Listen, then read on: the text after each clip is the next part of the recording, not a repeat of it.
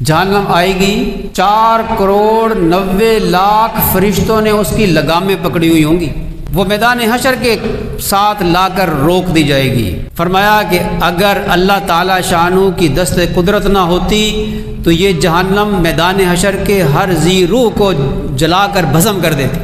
اس وقت انبیاء علیہ السلام بھی نفسی نفسی پکار رہے ہوں گے، اے اللہ تو مجھے بچا لے، میں کسی کی سفارش نہیں کرتا۔ اس وقت ہمارے پیارے نبی صلی اللہ علیہ وسلم امتی امتی پکار رہے ہوں گے۔ اللہ تعالیٰ کا عرش ہوگا۔ صحابہ کرام نے پوچھا کیا ہم اپنے رب کو دیکھ سکیں گے؟ فرمایا ہاں، جب سورج ہوتا ہے اور اس کے سامنے کوئی بادل بھی نہیں ہوتا، کیا اس کو دیکھنے میں کوئی چیز مانے ہوتی ہے؟ عرض کیا نہیں۔ فرمایا کہ جب چاند نکلا ہوتا ہے اس کے سامنے کوئی بدلی بھی نہیں ہوتی، کیا اس کو دیکھنے میں کوئی چیز مانے ہوتی ہے؟ عرض کیا نہیں۔ فرمایا ایسے ہی کل قیامت کے دن تم اپنے رب کا دیدار کر سکو گے۔ اللہ تعالیٰ شانہ اپنی ساکھ کی تجلی ڈالے گا، ساکھ پنڈلی کو کہتے ہیں، اللہ کی پنڈلی اللہ ہی جانے، یہ متشابہات میں سے ہیں، ان کی زیادہ گہرائی میں نہیں جانا چاہیے، اس کی مراد اللہ ہی جانتا ہے، ہمیں ہر بات سمجھ میں نہیں آتی، ہماری عقل محدود ہے، یہ قیامت کے دن پتہ چلے گا۔ ایک نور ہوگا، وہ اللہ تعالیٰ تجلی ڈالیں گے، اس وقت اللہ تبارک و تعالیٰ شانہ سجدے کے لیے بلائے گا لوگوں کو، لیکن کچھ لوگوں کی کمر تختہ ہو جائے گی، وہ سجدے پہ قادر نہیں ہوں گے۔ یہ سنیے ذرا توجہ سے۔ فرمایا کہ جہنم سے بچو، چاہے ایک ٹکڑا کھجور کا دے کر ہی کیوں نہ اس سے بچا جائے، جہنم سے بچاؤ اپنے آپ کو، چاہے ایک ٹکڑا صدقہ کر کے۔ یہ خرچ کرنا، مسجد میں جو خرچ کرنا ہے نا، یہ بھی جہنم سے بچنے کا ذریعہ ہے، یہ تو بلکہ ہمارے اجر کو جاری رکھنے کا ذریعہ ہے۔ اللہ تعالیٰ شانہ ہمارے خرچ کرنے سے اگر اس دن جہنم سے بچا لے تو یہ مہنگا سودا نہیں ہے، دیا بھی تو اسی نے ہے، وہ روک لے تو کون دے سکتا ہے؟ کسی کی دکان کو بند کر دے نا اللہ تعالیٰ، گاہک کو روک دے تو کسی کی مجال نہیں کہ کوئی گاہک بھیج سکے، یہ اللہ تعالیٰ ہی گاہک کے دل میں ڈالتا ہے کہ اس دکان سے خرید، یہ اللہ ہی کھیتی کو حکم دیتا ہے کہ اگ، روک لے تو کوئی کما نہیں سکتا۔ اللہ نے دیا، اللہ ہی مانگتا ہے اور پھر بڑھا کر دیتا ہے۔ اللہ اکبر۔ تو کچھ لوگ سجدہ نہیں کر سکیں گے، لوگ آئیں گے اور سجدہ ریز ہو جائیں گے، یہ آخری سجدہ ہوگا، اس کے بعد سجدے کی اجازت نہیں ملے گی، یہ میدان حشر میں سجدہ ہوگا۔ یہ سجدہ کون کر سکیں گے؟ حدیث شریف میں پوچھا صحابہ کرام نے کہ وہ کون لوگ ہیں جو سجدہ کر سکیں گے اور وہ کون لوگ ہیں جو سجدے پہ قادر نہیں ہوں گے، ان کی کمر تختہ ہو جائے گی۔ فرمایا کہ یہ وہ لوگ ہوں گے جن کی کمر تختہ ہو جائے گی، جن کو اللہ کا مؤذن بلاتا تھا نماز کے لیے اور یہ نماز کے لیے نہیں آتے تھے، یہ قیامت کے دن اللہ کے حضور میں سجدہ نہیں کر سکے۔ اس وقت کچھ لوگ عرش کے سامنے ہوں گے، کچھ دائیں طرف ہوں گے، کچھ بائیں طرف ہوں گے۔ اللہ تعالیٰ کچھ بندوں کو فرمائے گا کہ یہ جو نیک بندے ہیں نا ادھر، ان میں شامل ہو جاؤ، اور یہ جنتی لوگ ہیں، بس اس کے بعد اب تم نے جنت میں جانا ہے۔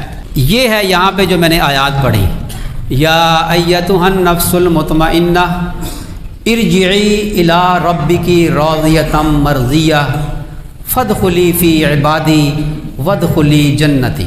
اللہ تعالیٰ اس شخص کو مخاطب کر کے فرمائے گا، یا ایتھا النفس المطمئنہ، جس نے اپنے نفس کے اوپر محنت کر کے اپنے نفس امارہ کو نفس مطمئنہ میں بدل لیا تھا۔ آپ کہیں گے مشکل الفاظ، حاجی صاحب مجھے فرما رہے تھے، حاجی محمد دین صاحب، الفاظ ذرا آسان استعمال کیا کریں۔ نفس امارہ کسے کہتے ہیں؟ نفس امارہ یہ ہے کہ جو انسان کا شر کے اوپر مجبور کرتا ہے، یہ گناہ کر، یہ گناہ کر، یہ گناہ کر، اس کو نفس امارہ کہتے ہیں۔ اور نفس لوامہ وہ ہوتا ہے جو ملامت کرے، کہتے ہیں کہ ضمیر ملامت کر رہا ہے، اس کو نفس لوامہ کہتے ہیں۔ اور نفس مطمئنہ وہ ہوتا ہے کہ جس کا نفس اللہ تبارک و تعالی شانہ کے احکام پر بالکل مطمئن ہو گیا، وہ دوسری بات کی طرف توجہ نہیں کرتا بلکہ اللہ کے حکم کو پورا کرتا ہے، نبی کریم صلی اللہ علیہ وسلم کی سنتوں پر راضی ہے، اس کا دل ایمان پر اس کا پختہ ہے، اس کا یقین پختہ ہے، وہ ہر حال میں اللہ کے حکم کو پورا کرتا ہے، نبی کریم صلی اللہ علیہ وسلم کی سنتوں کو پورا کرتا ہے۔ جہاں نفس اور شریعت کا ٹکراؤ آ جائے وہاں نفس کی بات کو چھوڑ دیتا ہے، شریعت کی بات کو لیتا ہے۔ اس کا نفس مطمئن ہے شریعت پر، اسلام پر مطمئن ہے۔ اللہ اس کو مخاطب کر کے فرماتا ہے یا ایتھا النفس المطمئنہ ارجعی الی ربکی راضیۃ مرضیہ، تو لوٹ آ اپنے رب کی طرف کہ تو اس سے راضی، وہ تجھ سے راضی، تو اس رب سے خوش ہے، وہ رب بھی تجھ سے خوش ہے۔ فادخلی فی عبادی، میرے ان بندوں کی طرف آ جا تو، وادخلی جنتی، اور جنت میں داخل ہو جا۔ ایک تو یہ کہ قیامت کے دن ہی ہوگا۔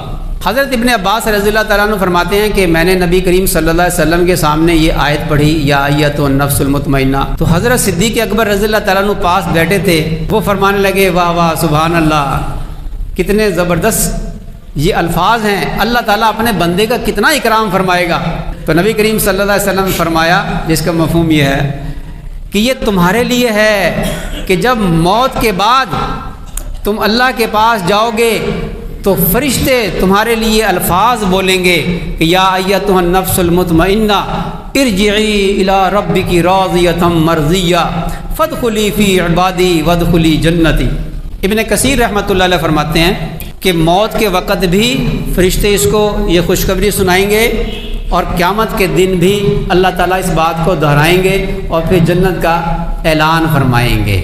لیکن مسئلہ یہ ہے کہ نفس ہمارا نفس مطمئنہ بن جائے، وہ کیسے ہمارا نفس مطمئنہ بنے گا، اس کے بارے میں ٹائم ہو گیا پورا، اس کے بارے میں آپ حضرات اگلے جمعے ذرا جلدی تشریف لائیں، بات اسی کو جاری رکھیں گے۔ اللہ تعالیٰ